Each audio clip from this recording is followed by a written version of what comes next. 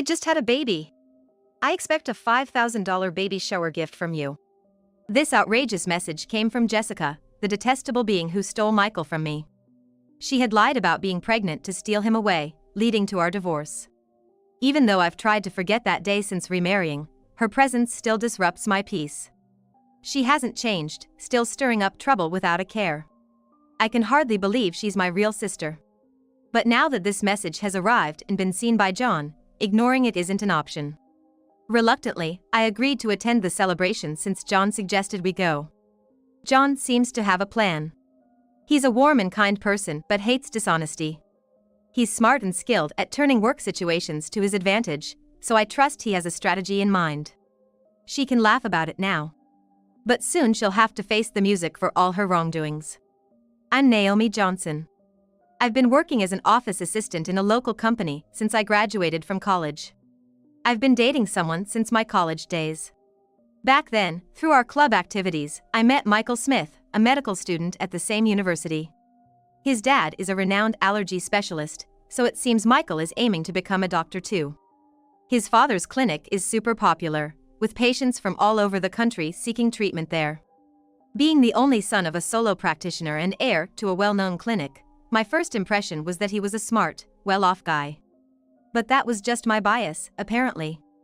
Talking to him, I found he was quite unique, and we both liked the same film director's work. I wanted to get to know him better, so I made the first move.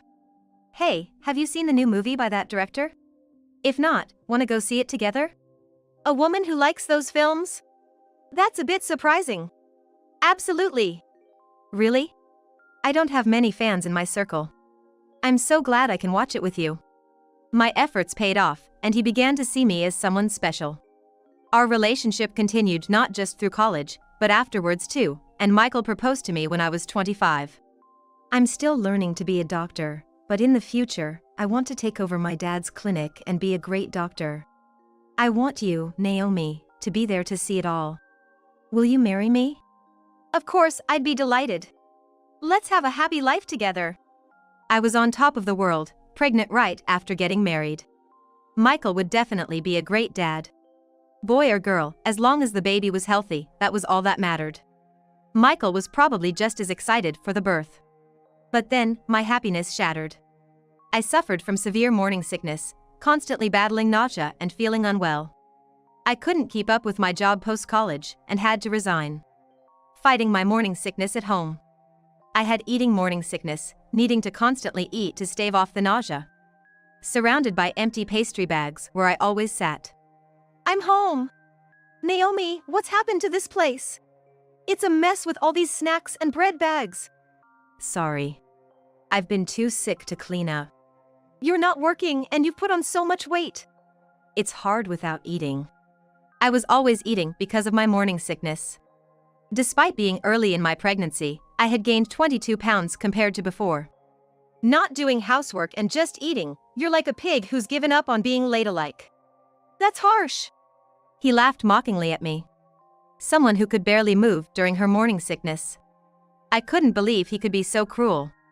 Was my judgment that off? Maybe, once the baby was born, Michael would return to his kind self. I held on to that faint hope, but it too would soon crumble. One day, my sister Jessica came to visit. Oh, Naomi, you are here. What a mess, though. Sorry for the mess. That's fine. I'm used to this place, like a second home. There she was, my sister Jessica, appearing before a worn-out me, struggling with morning sickness and feeling awful. Jessica occasionally visits our home, but at that moment, I was too unwell to properly entertain her. Hoping a little chat might distract me, I decided to start a conversation. You know, it looks like the baby in my belly is a girl. I keep thinking about dressing up and going shopping together someday. Wow, I didn't know you were thinking about things like that. Does Michael know it's going to be a girl? Yeah, I told Michael right away it's a girl. And you know, I dream of wearing matching outfits with my child. Jessica, you've always been so stylish. I'm counting on your advice when the time comes. Then Jessica turned around, smiling meaningfully.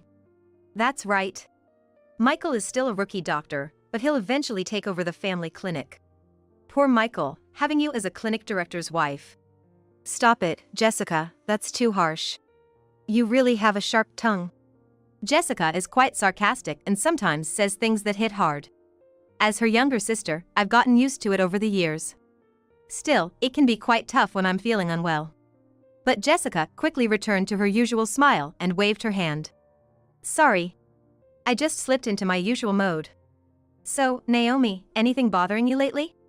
Bothering me? Well, Michael's been coming home late lately. He's a doctor, so it's unavoidable, but he seems to be at the hospital all the time, even on weekends. We hardly have time to talk these days. I see. Well, it's no surprise considering someone like you claims to be a doctor's wife. I felt a chill at Jessica's icy smile. What? I came to talk to you today. As she said this, Jessica glanced toward the living room door. Then, entering from the living room door was Michael. Michael? Did you get off work early from the hospital today? I need to talk to you. Let's get a divorce. What kind of joke is this? What do you mean? As soon as I got back, I couldn't understand what Michael was saying at all. I knew he wasn't the type to make such a terrible joke at a time like this, especially since we had been together since college and I was carrying his child. See, your beloved husband is saying this. You should listen to his request and let go quickly. What? Jessica? Michael looked at me awkwardly. I can't see you as a woman anymore after you kept eating and gaining weight. But this is morning sickness. I feel sick if I don't eat. Jessica looked triumphantly at me. That's the way it is. And the baby in your belly being a girl. She won't be the heir to the Smith Clinic. But in my belly, I carry Michael's child, a suitable heir. Jessica?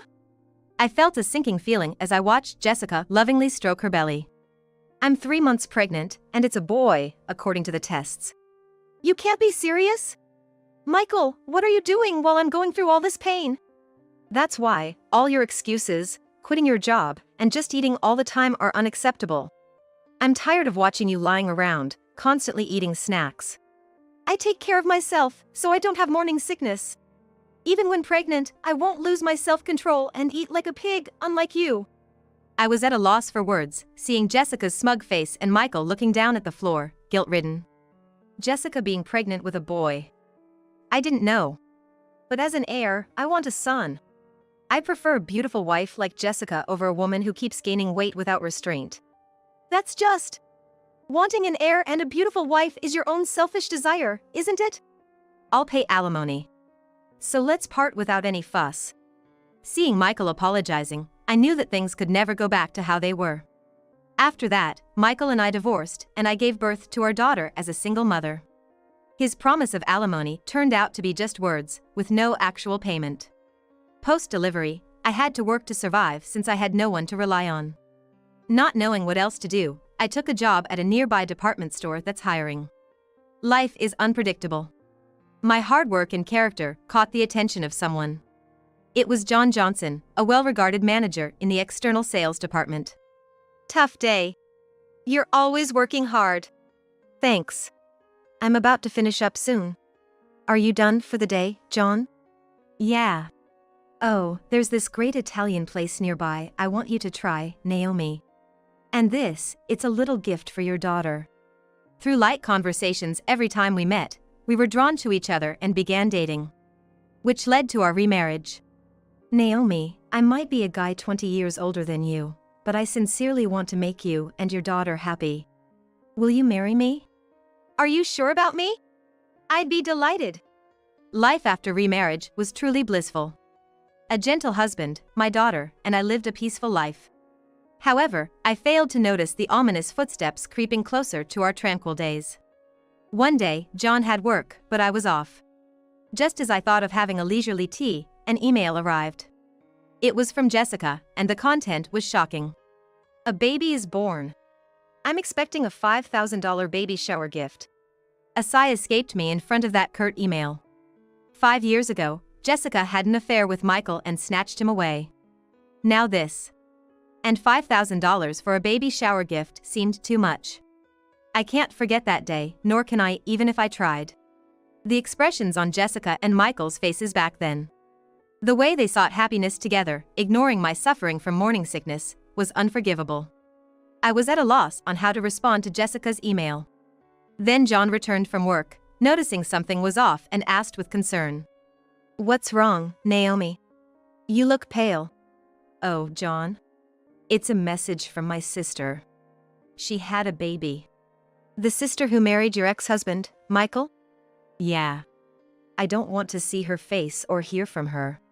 Plus, she's asking for a $5,000 baby shower gift." As John listened and looked at my phone, he suddenly said, "Wait, this Jessica Smith name. You know her? I didn't mention her when we got married because I didn't want to remember." "Yeah. I've never been introduced to her by you, but I wonder." John, pondering while looking at the email, seemed to recall something. "We didn't properly greet her during our wedding, so let's visit her now. Also, I just remembered something I needed to do back at the department store." He then hurriedly prepared to leave. "Going back to the department store now? Sorry, there's something I need to do." A few hours later, John returned with a thick file. "Is it okay if we visit your sister Jessica 2 weeks from now on Sunday? We both have the day off. And I'd like her to meet my parents and cousins too." "Your parents and cousins too?" "Jessica loves being the center of attention, so she'll probably be fine, but why?" "I heard your ex-husband Michael is famous for allergy treatment. My family has a history of allergies. Thought we might get some good advice." I remembered hearing from friends that Michael had taken over his father's allergy clinic. Michael's dad was an authority on allergy treatment, and Michael became an allergist too, a friend told me. "Okay, I'll contact Jessica." Jessica quickly agreed when I contacted her. "I want to see the baby and will bring a gift. Can I bring some relatives too? They really want to meet you." "Of course, the more guests, the more gifts. Looking forward to seeing you in 2 weeks on Sunday." 2 weeks later, on Sunday, I visited Jessica's house with John, his parents, and relatives, including his cousins. In a quiet residential area, her stylish house stood next to the clinic, its white walls gleaming. John's parents and relatives were surprised by its luxurious design, excited to meet the renowned allergist. "Welcome. I've been waiting for you." "Long time no see, Jessica. You look happy." "Of course. I was worried about my first childbirth, but it all worked out in the end." I felt something off in Jessica's words. "First childbirth? Didn't you say you were pregnant with a boy before?" "Oh, did I not tell you? I miscarried that time. So this is my first." John, standing beside me, nodded meaningfully. Seeing John's face, Jessica started to tremble. "Oh, hello, nice to meet you." "Hello, you must be Naomi's sister. I heard a bit about the miscarriage." "Yes, but I don't want to remember the miscarriage." Jessica turned her face away in a huff and started to walk off. "Sorry about that. Oh, there's something I wanted to give you, Jessica." "What? Something for me?" John handed her an envelope. It's pastel color and the word congratulations written on it, thick enough to be noticeable even from the side. "Here you go. I wanted to give this to Jessica personally." "Got it right. Just what I've been waiting for." I glanced at John and whispered to him. "Hey! We aren't rich, and we don't have to give Jessica the $5,000 she asked for." But John, unfazed, cut me off. "It's fine, trust me. You'll understand if you watch." "What do you mean, if I watch?" While we were talking about the envelope, Jessica had already started opening it. "I need to check if it's exactly $5,000. With this thickness, it might even be $10,000.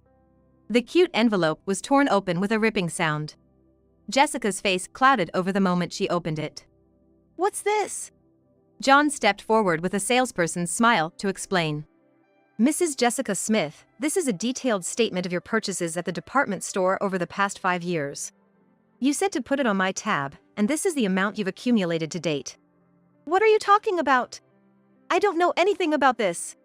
The statement Jessica held listed names of luxury watches and brand bags. Seeing the 5-digit figure in the amount column, I was in disbelief. Indeed, Mr. Michael Smith himself and his parents are valued customers with an external sales card contract. However, with such a high amount, we needed to confirm, just to be sure. "My husband is the famous allergist Michael Smith." As the wife of the clinic's director, using 1 or 2 external sales cards is nothing. Is that so? Also, there's something else I personally wanted to verify. John paused before continuing. About 5 years ago, we had complaints about a customer flaunting their external sales card and making extremely unpleasant remarks. Do you know anything about this? What's that? What does it matter? Since we had several complaints, I checked with the staff who were nearby at the time. The content of the conversation was so terrible that the staff remembered it clearly. Glancing sideways, I saw Jessica's expression harden. The staff said the conversation was about stealing someone's husband, who happens to be her brother-in-law. Could it be? Yes, that's right. And she bragged about using a fake pregnancy to break them up. Laughing loudly, she talked about how she lied about miscarrying, like it was some kind of heroic tale. That's when I realized. That time, Jessica's claim of being pregnant with a boy, the heir, was all a lie to snatch Michael. Of course, there was no pregnancy, so no morning sickness or changes in her body shape. What? Are you saying that story was about me? Matching the complaints with the external sales card, your name, Jessica Smith, came up. I can't believe this. You are marrying into a doctor's family, becoming the clinic director's wife. I couldn't stand it. I had to do whatever it took to tell Michael that I was the right one for him. I was overwhelmed with disbelief. That Michael had fallen for Jessica's scheme, and she had lied to marry him. While I was stunned, the door opened. What's this all about?